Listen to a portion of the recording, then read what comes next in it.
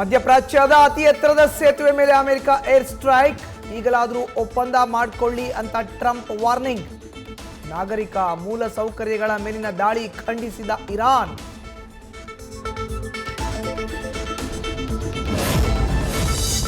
Hormuz ಜಲಸಂಧಿ ಓಪನ್ಗೆ England ತೀರ್ಮಾನ.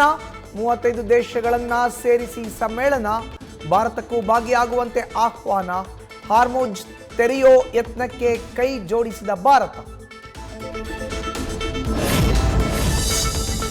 1 litre auto LPG ದರ 135ಕ್ಕೆ ಏರಿಕೆ.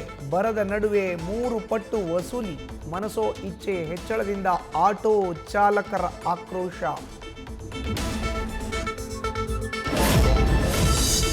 ಮಾಜಿ ಸಚಿವ ರೇವುನಾಯಕ್ ಬೆಳಮಗಿ ಸೋದರಳಿಯನ ಭೀಕರ ಮರ್ಡರ್. ಕಚೇರಿಗೆ ನುಗ್ಗಿ ಮಾರಕಾಸ್ತ್ರಗಳಿಂದ ಹಲ್ಲೆ ನಡೆಸಿ ಅನಿಲ್ ಹತ್ಯೆ.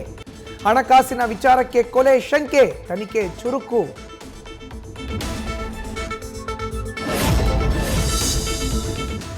ಆಪ್ತ ಮೇಟಿ ಪುತ್ರನ ಗೆಲುವಿಗಾಗಿ ಸಿದ್ದರಾಮಯ್ಯ ಪಣ. ಬಾಗಲಕೋಟೆಯಲ್ಲಿಂದು ಸಿಎಂ ಪ್ರಚಾರದ ಬಾಣ. ದೇಗುಲಗಳಿಗೆ ಭೇಟಿ ನೀಡಿ ನಂತರ ಹದಗೊಳಿಸಲಿದ್ದಾರೆ ಚುನಾವಣಾ ಕಣ.